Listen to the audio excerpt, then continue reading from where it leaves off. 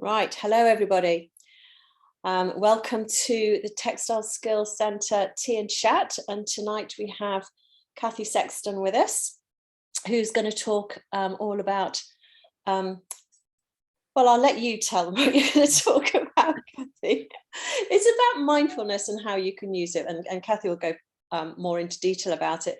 Just to remind people that we've got a whole other load of tea and chats coming up. We've got one, I think we've got one in June. I don't think we're doing one in July. Are we, Nikki? I can't remember. Are we doing one in July? No, we're not doing one in July, nor August. So July and August, we will not be doing anything. And we'll be coming back in September with a whole bunch of new tea and chats, which are looking really exciting. The next one is textile artist Linda Harvey, who's going to talk about, she's also a textile teacher. She's going to talk about making time to do your own creative thing. So without further ado, I'm going to hand over to Kathy, and she can tell you a bit about who she is and what we're going to talk about. Welcome, Kathy. Thank you, Dawn. Thank you very much. Well, good evening, everybody. I can see Faye's there and Heidi. So hi, I can see some nice faces there. I hope Kirsty, Sharon, Lucy and Hannah are also there behind that blank screen. But it'd be nice to see your faces at some point. But I hope you are there. So yeah, I thought I'd talk for maybe about half an hour, really just as a kind of an introduction to what mindfulness is. I think there is a sort of a general consensus or a feeling that it is a good thing, but we're not really sure what it is.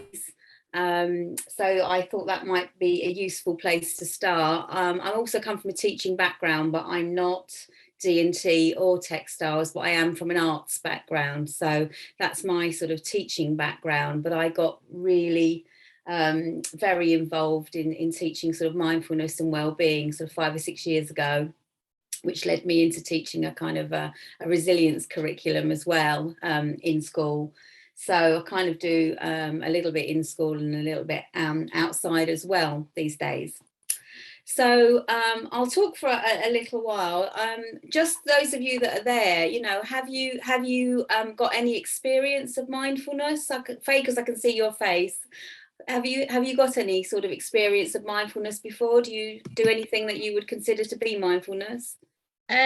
We have done, because I'm an art technician, and we have done like an sort of enrichment day with Key Stage 3, where we sort of ran through mindfulness, and we did it's actually a colour by numbers, like yeah. Yeah, I think that's what everyone goes, oh yeah, mindfulness, colouring, yeah, brilliant. Yeah, just kind of like they put on music and just totally sort of zoned out for the hour, and they really enjoyed that. Done a bit of mindful stitching, that kind of thing, just hand stitching, which I'm doing now. Great, excellent. Yeah. I was just going to say, Faye, I can see your stitching there. Yeah, great, mindful stitching. Absolutely. So that's great, and I really hope that what I'm going to sort of say next and do next will kind of maybe for you just make you say, oh yeah, okay, so if that's what mindfulness is, if those are the principles of mindfulness, I can see that my provision for myself or my provision for the kids that I'm teaching, I'm pulling out these sort of salient features of what it is that I'm doing, which will be about the concentration and about coming to the present moment, which is kind of what it's all about. So that seems like a good place to start. I don't know if anybody else wants to say anything before I launch into that about their experience or put anything in the chat. Does anyone want to say anything? From those Hannah has put something in the chat. She went to a CPD course a number of years ago.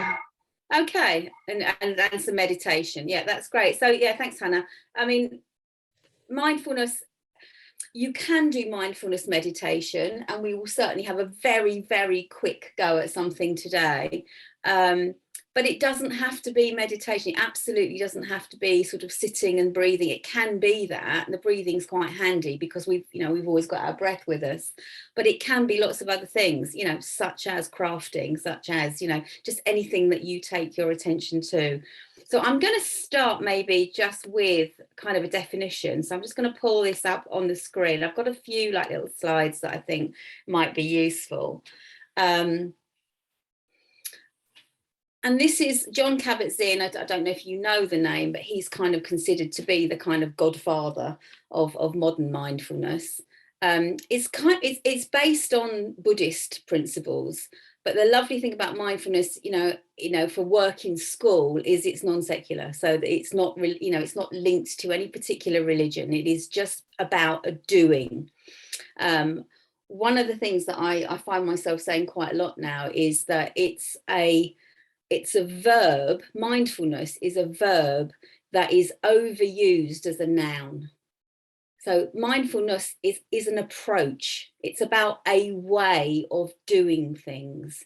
It's not, I'm colouring, so it's mindful, because you could be colouring, you could be, stitching, you could be doing lots of things. But if you're in Tesco's, or if you're in an argument that you've just had half an hour ago before you were doing that, or if you're thinking about what's going to happen next, that's not mindfulness. That's not being mindful. That's being the opposite of mindful.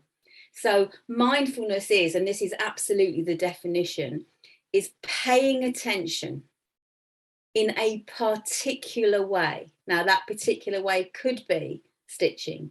It could be breathing. It could be colouring. It could be noticing all the shades of green as you walk through a park.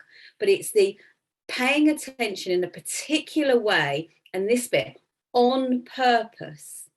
So you are making a decision. I'm going to stop the racing. I'm going to stop diving into the future. I'm going to stop harking back to what's just happened. And I'm going to take this thing that I'm doing, whatever it is, I'm going to use it to take myself just to this present moment. And that's the thing that's going to calm my mind. And then the last bit of that, non-judgmentally, I'm not going to beat myself up if I don't manage to do it. I'm just going to see what I notice. So I'm going to just kind of pull that out a little bit more. I'm going to skip 2 slides, actually, because I don't think I'm going to do the spider thing. So we'll go to here. So it's kind of useful to just think about how the brain works. So if we just think about our evolution, when we were dinosaurs and reptiles, we had, this middle bit of our brain, the amygdala. And this is the bit of our brain that gives us the fight, flight, freeze response. And when we were pre-human, that's kind of all we had. So if you think about dinosaurs and reptiles and very sort of simple creatures, that's all they needed. Am I in danger? Do I need to get myself out of danger? Is there a threat? That was kind of all that happened. So that would be what you sometimes hear it called the lizard mind. And we still have that. And that's right at the center of our brain. And it does, it does a really good job. It looks for problems. It's, it protects us. It's always looking to protect us.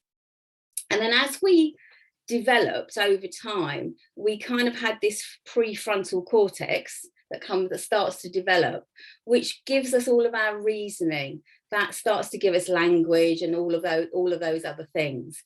So what we end up being able to do once we've got right up to human level is we can contextualize. So if you think about if you've got a pet, or if you think about an animal, they will go about their business. They can work really, really hard. Think about little beavers making a dam. They just get on with it, and they're beavering away. They're making their dam. They're not thinking, oh gosh, I wonder if this is as good as the one that I made yesterday, or God, I hope the tide's coming in. I better get a wiggle on with this and kind of get on with it. They don't have any of that stuff that we do as humans. What that prefrontal cortex does, by contextualizing things, it makes us brilliant at problem solving, at finding solutions, developing language and all the rest of it. But it also gives us these other kind of, I don't know whether you want to call them problems, but they are certainly things that we have to cope with. Things that the way I would explain it to children is it's the things that animals don't have. We have this idea that that we can react, we can have reactivity, we can hold resentments. I am brilliant at that. I can hold a resentment for decades. We're great at that. But that kind of influences like what we do. We have this, we have a concept of a complaint or a grievance. Again, if you've got a dog, if you go out and leave your dog for 4 hours, they don't, when you come back in, they don't go, oh, yeah, where have you been? It's like they're just pleased to see you. So they haven't got that concept, but we have as humans. And then that contextualizing, we can make our own truths, we can make our own stories about what has happened, what's going to happen. And again, we're really, the human world is very, very good at that. And we take all of that and then we have our own version of what's right. And because we're right, by definition, other people can be wrong. Now that can get a lot of thinking going. And if I just hold that up in the screen, if I use the snow globe, all of that stuff down the right hand side of the screen, all that reactivity, all that potential for resentment, the idea that we can complain or have a grievance, that we've got our own version of the truth that might not be the same as somebody else's, right, and therefore other people must be wrong because they don't agree with me. It gets all of this thinking. If I hold it up, can you see that? All of that really busyness in our minds. If you think about every star is a thought or a belief or even a feeling that's coursing through you. They call it the tide of emotion that's coursing through us all the time. With mindfulness, what we're trying to do is get nice and quiet. And you can see those stars starting to settle. And now you can see some clarity in the snow globe. You can see there's some clear space. And it's in that clear space that we can start to make different decisions, good decisions. We can remember perhaps a little bit of kindness to ourselves and other people. We can notice what's going on for us, what's happening around us, and we can remember to be grateful for some of the good stuff that's in our lives. Because when we're like this, we don't notice it. Going back to our little lizard brain and our fight flight, the example that we give quite a lot is that we have a negativity bias. So when this lizard brain is working really well, it's looking out for us and looking for trouble. You could, as a child, have 1,000 encounters with a dog. You could walk past 1,000 little happy waggy-tailed dogs, going, oh, there's a nice doggy, like you do with your folks and all the rest of it. One dog that snarls at you, growls at you, nips at you, you can have a fear of dogs for the rest of your life. And that's quite, it's quite an interesting way of looking at it. So we are programmed to do that. That is our lizard brain looking after us.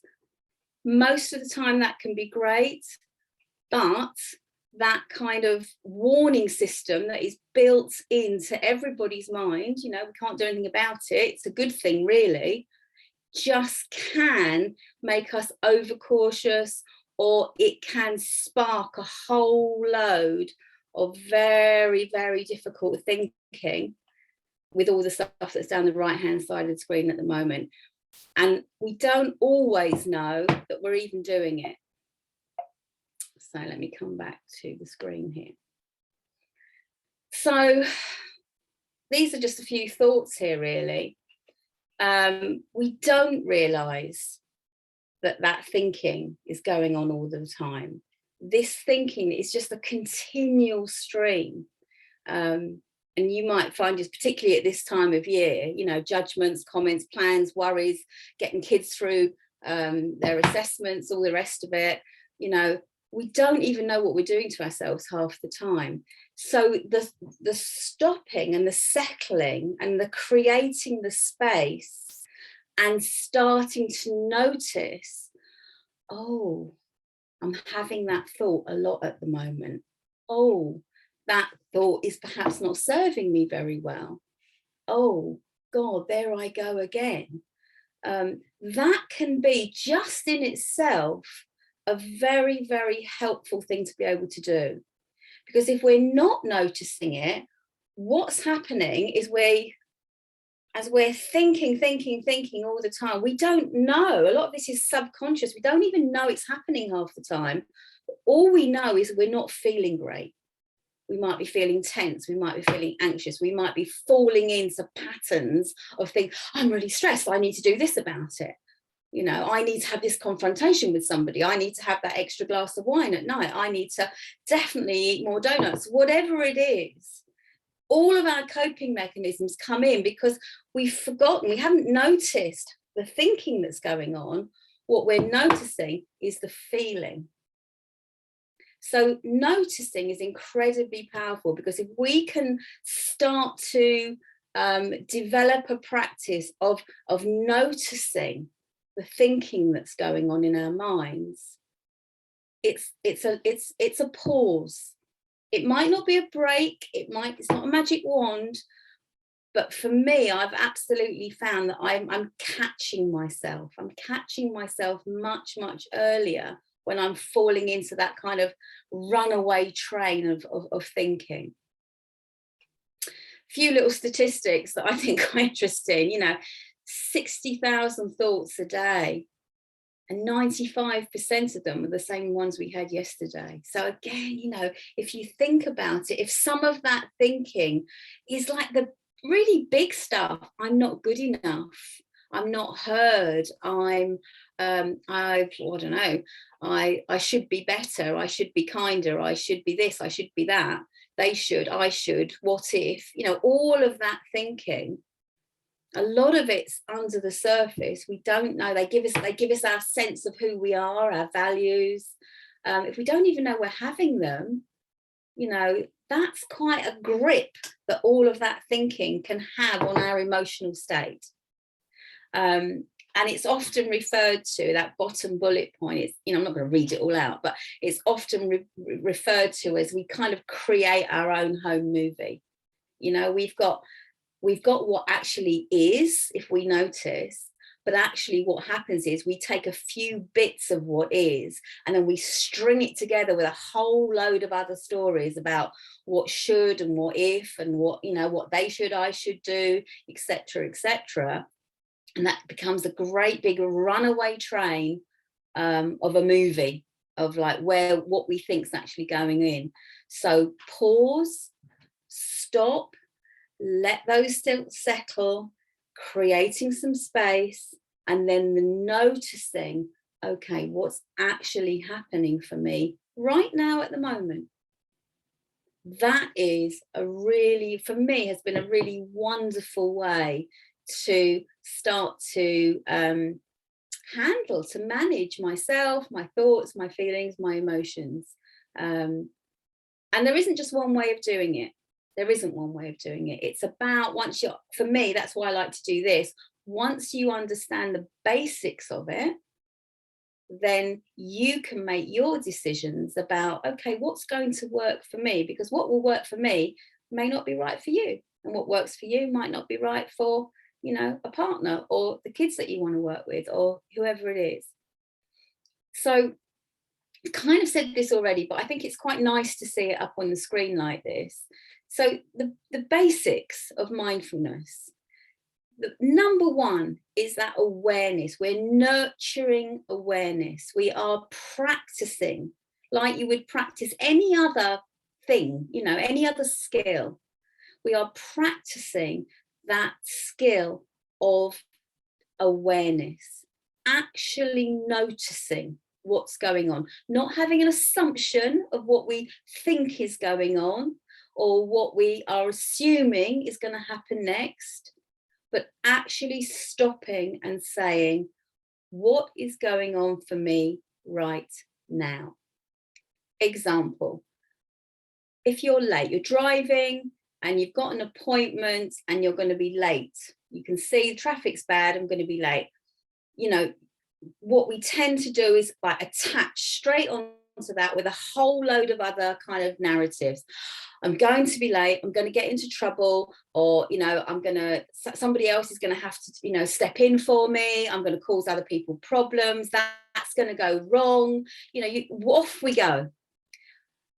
If we're nurturing awareness, we can say, I know that's going to be a problem, but in this moment now, I'm going to bring myself back to now, sitting in my car, possibly with my nice heated seats, with the heater on, or the windows open because it's a nice day. In this moment, right now, in my comfortable car, I'm sitting down, I am safe, and I'm not in trouble.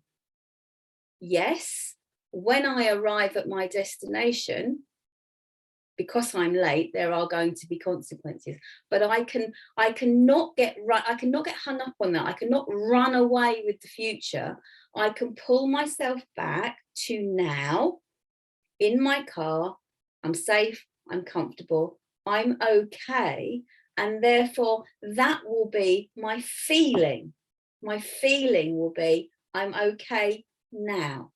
I'm okay now. I can just breathe. I can get myself together. I can just think about very calmly how I am going to deal with this next thing that I go to where I'm late and there are going to be consequences. But I can have that feeling then, but I don't have to be beating myself up and be stressed and be making bad decisions with my driving now because I'm late. I don't know if that makes sense. Yeah, does anyone want to say anything at this point? You quite happy? Okay.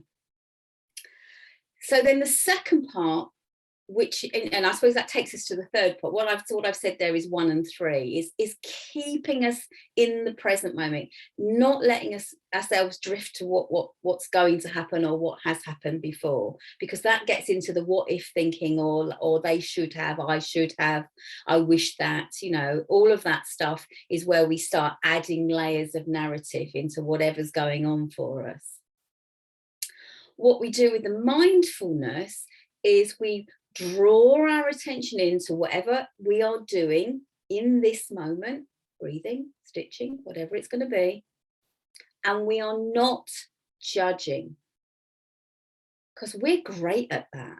We are, especially women, we are absolutely brilliant, first class at beating ourselves up. I'm doing that, but it's not good enough, or I haven't really got enough time, or if I had a bit more, you know, it would be different if, yeah. And actually, that's not helpful at all. Not helpful at all. We all do it, but it's not helpful at all. So we can practice kind of quite simple things where we don't judge. I'm stitching, and is every stitch exactly the same length, if that's what I'm aiming for? Yes? No. Don't have to go, yes, brilliant, I am the greatest craftswoman ever. No, I really need to resign. You know, like, we don't need to attach onto it. We just go, are they the same? Oh, yes, most of them are. Oh, actually, I've missed one there. Okay, all right, I'll just, yeah, okay. I'm just noticing. If I'm doing it with my breath, I'm noticing, am I breathing into my stomach, into my belly? Am I breathing into parts of my body? Can I take my breath to different parts of my lungs, to the top, to the sides, to the back? You know, because then that's really useful. And that kind of thing, that this kind of mindfulness, the noticing, does it change? And we'll try this in a minute. I've got a sensation, you know, I've got a sensation in my body. Is it changing? The NHS use this a lot now for pain clinics. And mindfulness, John Kabat-Zinn, he was a back doctor. He was, you know, that's where he started, because people were in pain. And their story, I have back pain. I have back pain. I have really terrible back pain. I have back pain. I am always in pain. And what he used the mindfulness for was to say, well, okay, let's get quiet. Let's start breathing. Let's take our attention to the pain. Does it change? Does it somehow, you know, does it get more intense at certain times? Does it lessen off at certain times? Is it a numb pain? Is it a sharp pain? What actually is going on with this pain? Because people then start to realize, oh, it's worse between this hour and that hour, or it's worse when I do this, or it's better when I do that. So then that straight away, you're rewiring that thought pattern, those beliefs that you don't even know you're having. I am in pain. I am constantly in pain. It's a different experience. It doesn't mean, it doesn't mean that you're not in pain ever, but it means that you're having a different experience. Yeah, I hope that makes sense. So it's about kind of rewiring, really, which there is loads and loads of sort of scientific evidence to say that this is exactly what it does. So we're using our awareness to bring ourselves to the present moment, and we're not judging what we find. Really, really sound, mindful principles. And then if we go back to our snow globe, once we quieten that mind and we make that space, in that space, there is now the possibility to cultivate the two things. The wording that we use in mindfulness is gratitude. So really looking for the good stuff and being genuinely grateful for what we have. And loving kindness, which I never really liked that term when I first came to mindfulness. It sounded a bit sort of hippie trippy, but actually I think just being kind, but starting with yourself. When do we do that? When are we actually kind to ourselves first? We're quite good at being kind to other people. And I don't know if you've ever come across any of the apps or the books or the podcasts, and they will often talk about with mindfulness that you kind of talk to yourself as if you were your best friend, because we actually don't do that very well. And that's a really, really great kind of thing to think about. Being kind to yourself, it's almost like, like we can, if we're kind to ourselves, then we can be kind to other people. I was on a plane last week, like what happens? The lady in front of me has a baby. So when you put the seatbelts on, what do they say? If there's a problem, you put your mask on before you assist the child. We have to look after ourselves so that we can then look after the people around us that are important. And we should not feel guilty about that. That's kindness. It's kindness to ourselves, but to everybody else. We can give ourselves a break. We can turn off that very judgmental thinking that we have about ourselves so much of the time. And again, it's a skill. It's a skill we can develop and we can get better. All right. So I thought we would just have a really quick go at the noticing. Okay, so it takes 2-3 minutes, really, really quick. And all we're going to do is just sit nice and comfortably. I'll ask you in a moment to hold your hands out in front of you. We will just clap 3 times at that sort of speed, and then I will ask you to hold your hands out in front of you, close your eyes, and then I will just talk you through just a very, very simple noticing and breathing exercise. Okay, so here we go. So if we're holding our hands out in front of us, about that sort of distance, and all together we're going to just take 3 claps. So we've got clap. Now hold your hands about that distance apart, close your eyes, and then just really feel the fingers. Just notice, can you feel any sensations moving through the fingers, between the hands? Are you noticing more in your palms of your hands, the tips of your fingers? Is it moving? Is it changing? What's going on in your hands?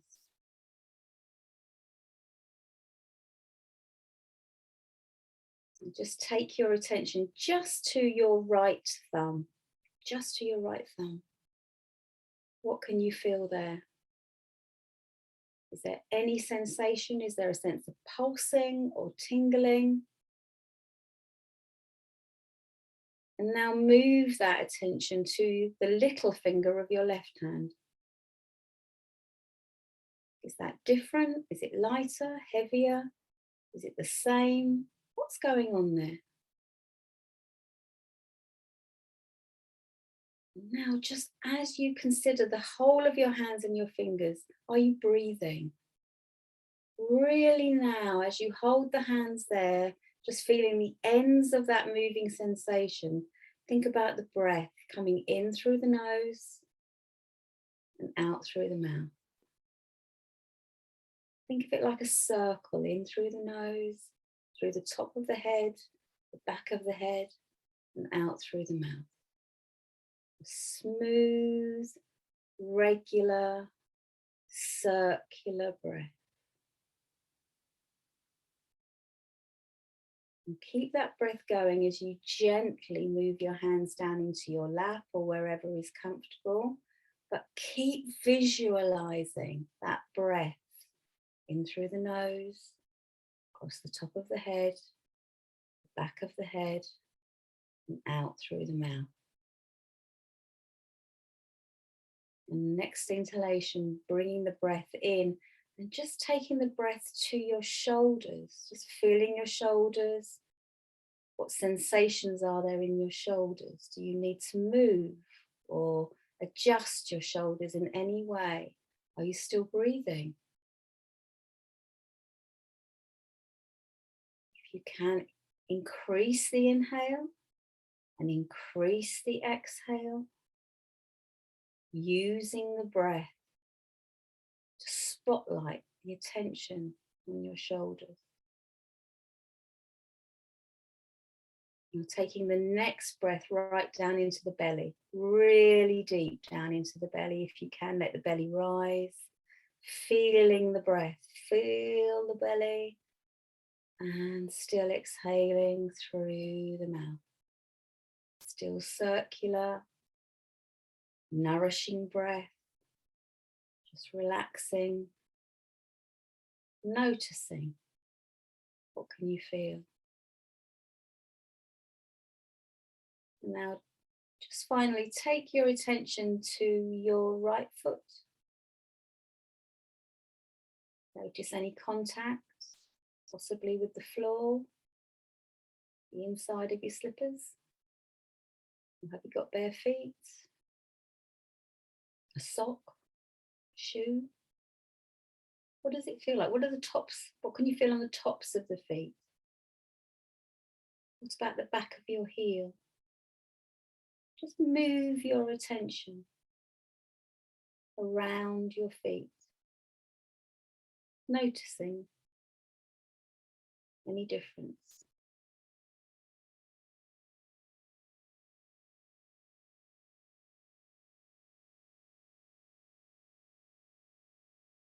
And then finally bring the attention back up the legs and just to your seat, to your bottom. Noticing the contact with your chair. Is your back in contact with the back of the chair? What does it feel like? Is your weight more on one buttock than the other? Where's your weight? Forwards, backwards? Do you need to move? Do you feel like you want to adjust in your chair? You've been sitting, since this meeting started. Had you noticed or given any thought to what the contact of your bottom felt like with the chair? And with these last few breaths, just breathing, just being, right now, in this present moment. If you're feeling your attention drifting into the future, just gently draw it back. Breathing in through the nose, breath over the top of the head, back of the head, down through the body and out through the mouth. Smooth, circular, and gentle.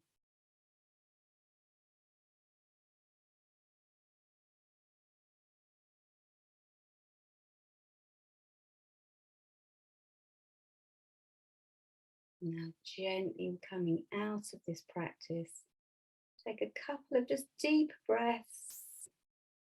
Nice big deep breaths. If you feel you're all on mute, if you want to do a big sigh, it's quite nice. And when you're ready, just opening the eyes.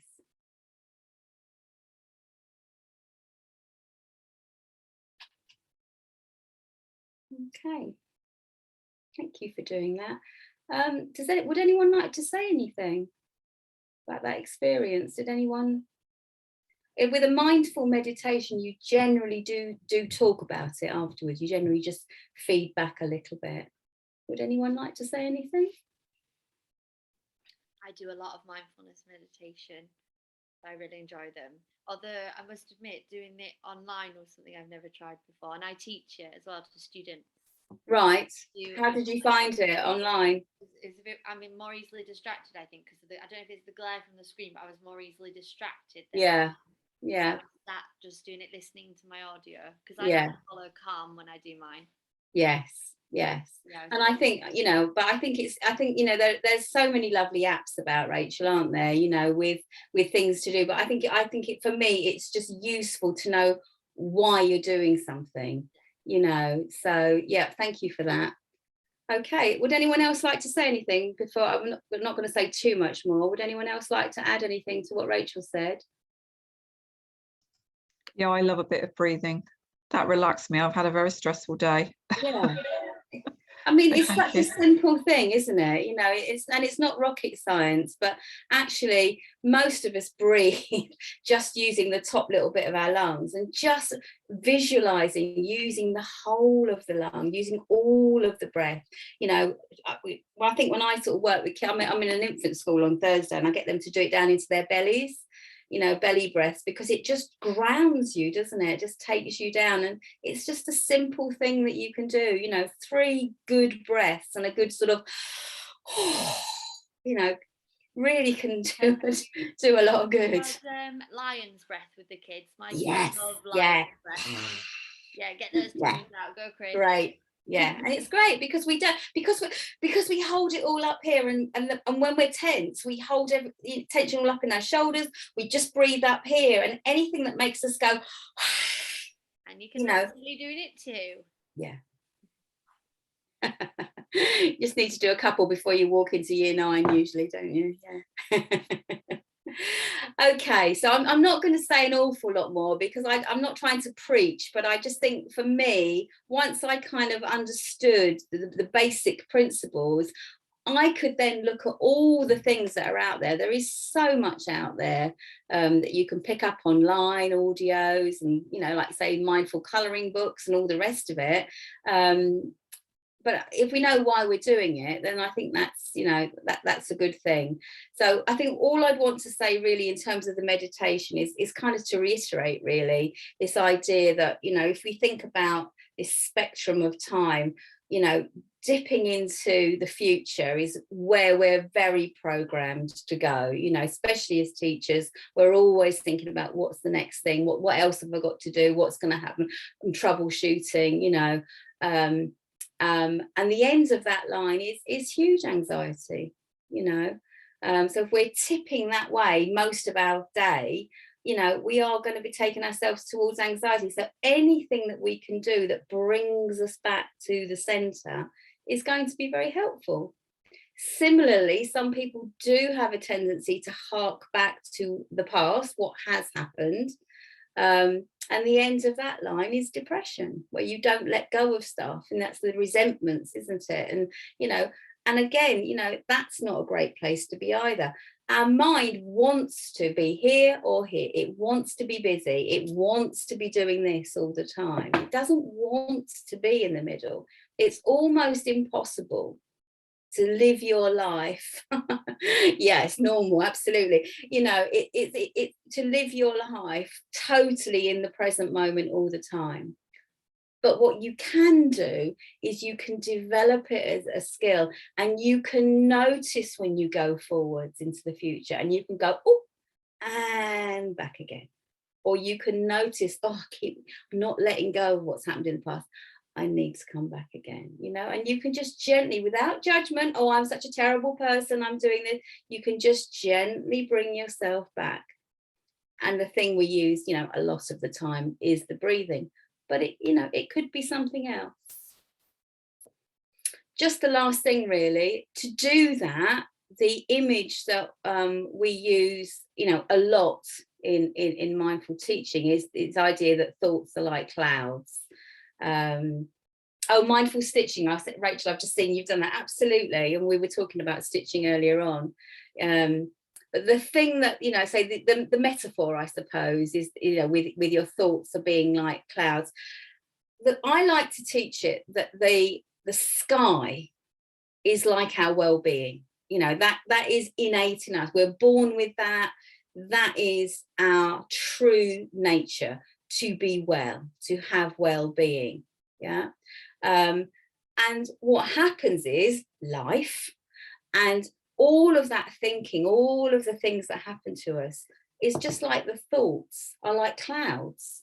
So, you know, on a really busy day and a dark day, you know, it might be a bit like we've had today. You know, you've got big, dark, heavy clouds and it feels like it's a horrible, rainy, sort of stormy kind of life to live in.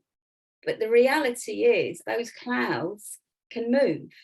So if we actually think about clouds that come into our consciousness and back out again, if it's a thought we don't really like, we can go, oh, there it is again, but I can let go of it. I can let it pass through. And what we also know is that your well-being, that whatever the weather is, that blue sky, that well-being sits behind it. You know, it's not that life's so awful. It's just that we can't maybe see the blue sky at the moment, but we know it's there. And again, that's a lovely thought to have with us, rather than getting attached to all the stories. I can see some comments coming in now about the sort of meditative nature of stitching, and absolutely, you know, I mean, that would be like a massive, I would think if I was in your position in a school, I would be really, really pushing the mindful benefits of, you know, a lot of the techniques that you do, because it's just, mindfulness is just doing something with purpose, on purpose, to you're all good, you know, crafts people, so it makes sense, do something with your hands. I'm a dancer, you know, I might move, but you know, it's what you choose to do, and it's just finding that thing that works for you. So yeah, you know, what might it look like? You know, many of those things, and plenty of others. There is no right or wrong way. I say it's not a noun. It's just about doing whatever you're doing mindfully. And that's really the, you know, the benefit of it, I suppose, is what I'm saying. I like this quote: the pause, the space between the stimulus and the response. So often something happens, the stimulus, and we've just reacted to it and we've attached to it. We've added, you know, 10 other stories to it. Mindfulness is the stopping. It's like, actually, what's the space? Yeah, Nikki, a nice walk, you know, again, a nice walk amongst the leaves and the trees. Quiet, space, noticing, you know, noticing shapes of those leaves, all the different colours of green. We sort of storm through life, through a park, if you're in a hurry, oh yeah, there's a tree. But if you actually stop and look, then you get that kind of sense of wonder, don't you? It's like, wow, you know, actually, if you actually bother, we all did that in COVID. There really are a lot of shades of green. You know, there really are a lot of different shapes of leaves. There really are all sorts of variations. You know, ain't nature great? You know, actually bothering to stop and to look and to notice, that's all part of that rewiring, rather than just, I'm in a hurry, this park is the quickest way to get to, you know, Tesco's before it shuts because I've just had a parents' evening, or whatever it is that's going on, you know. So, you know, it's all that kind of thing. I thoroughly recommend Tara Brach to you. If you don't know Tara Brach, she's got her own website, so you can look up tarabrach.com. Lovely meditation. She talks a lot of sense. Thoroughly recommend her as somebody to look at if you wanted to find some more stuff online. And I'll just finish by giving you that one. So she does a lovely talk. So if you wanted to take a photo of this slide, accessing your innate wisdom, because once you sort of develop the noticing with, you know, physical things in your body, the next stage is to apply that to your emotional state. And dealing with difficult feelings and emotions, and Tara is just wonderful for that. So I thoroughly recommend that talk to you if you fancied having a look at it. Just from me, you've got an email address from me there. And what I have done, if you haven't done a lot of mindfulness before, I'm not a big Facebooker, and don't contact me on Facebook because I never communicate through it. But I've got my own little company called iGrow. And that link will take you to a Facebook page where, again, I've got a little talk about mindfulness, and then there are 6 breathing practices. So it's not particularly about mindfulness, it's about just developing. They're all about sort of 10 minutes each, just building up an idea of just the breathing. So if you wanted to kind of just get to grips with how to breathe and how to maybe slow down and how to concentrate, and build that up, then, you know, that's all on there. I've just put it so it's in a place that people can access. And then the last thing is, with a friend of mine who's she's very high up in the mindfulness world, Zia Brooks, we are going to do a little 4-week Tuesday night thing. So again, you could email me about that if you wanted to. And I think, Dawn, you're going to circulate a flyer for that if you were kind. Yes, I can do that. Yeah. Yeah. Do that. Yeah. Okay, so I'm going to just come out of that. Yeah, I hope that was okay. How does anyone sort of want to say anything, or, you know? That was great. I really enjoyed that. It just like stopped me. Like Nikki said, I've just had a really manic day today. Yeah. And it's just sort of, it's just the pause, isn't it? It's just the pause. That's all it is. But, you know, that's about being kind to yourself. You know, like, when do we do that? When do we remember to just kind of give ourselves a break and just say, just stop for a minute? Has anybody else got any comments or feedback? I thought that was brilliant. Thank you. Oh, good. Thank you, Julia. Good. Yeah, it's nice. Although as I think I'm a little bit sort of like go sleep. Yes, absolutely. Yeah. So all of these things, I'm afraid, I start dozing off, and by the time you've got to my top of my fingers. yeah, absolutely. But, you know, like, so, you know, and if that's what you do, that's what you do. But there are some lovely audio things about where you could just, you know, in bed, you could just have someone talk you through a little breathing practice, or there's some lovely guided imageries where, you know, you go for a walk and then you go down some steps, and, you know, there's tons of stuff about. I just think you make more informed choices about, you know, there's lots of free stuff out there, but you can make a more informed choice about what's right for you if if you've got some idea about what you're trying to achieve with it, I suppose. You know, I mean, I think there was a report in the paper yesterday saying that there's something like 60,000 children in schools still waiting for some kind of mental assistance from the state. Yeah, absolutely. I mean, it's enormous. Yeah, no, definitely. And I think that the nice thing about the mindfulness is it, you don't have to get to crisis point. If you develop it as a practice, it's preventative stuff. Absolutely. Kirsty's just written a nice comment, you know, bit manic. It's just, I've just reflected. I've just remembered to breathe, you know, and if nothing else comes from that, it was worth doing, wasn't it? You know, because we get carried away with the story and it's so hard to stop yourself. But yeah, you know, like, I know it is coming into schools now, and it's great. But, you know, I always think if you build something into your own practice, it wouldn't be the hardest thing in the world to have. You know, I know teachers that do. People come in, you know, their classroom kind of management is, you come in and we are silent for this amount of time, and we just kind of center before we go on and do the next thing. Or you could have a mindful minute, couldn't you? You could literally have whatever you're doing at a point in a lesson, you could just say, okay, here's the mindful minute. Whatever you're just going to really concentrate, whatever you're doing, whatever task you're doing, you know. I actually used to do that halfway through the lesson. I'd make everybody stop. You've got 30 seconds to think, even if it's only thinking about what you do. Yeah, but they're not judgment, you know, like, so they're going, oh, it's rubbish, you know, oh God. No, it was good. I did it in front of Ofsted. They were quite happy with it. So yeah, you go. It's also interesting that creativity can only live in a place of rest. Yeah, you can't actually be creative if you don't stop. Absolutely. And there's absolutely, as you know, there's tons of research to show that exactly that you've got to, you know, in this space is where creativity comes, solutions, new ways of looking at things, you know. Absolutely. If you're just kind of like on overload, you don't, you know, we know we don't make good decisions. We've been practicing in our sessions at school non-reactivity. And doing the whole, not trying to think, is it good or bad? It just is. Yeah, absolutely. You know, taking right or wrong out of a situation actually is really helpful. Yeah, and they love it as well. They seem to really get it. It's rather than trying to think, is it a good thing or a bad thing? Don't think whether it's good or bad. It just is. Okay, what you do? They seem to really like that as well. Yeah.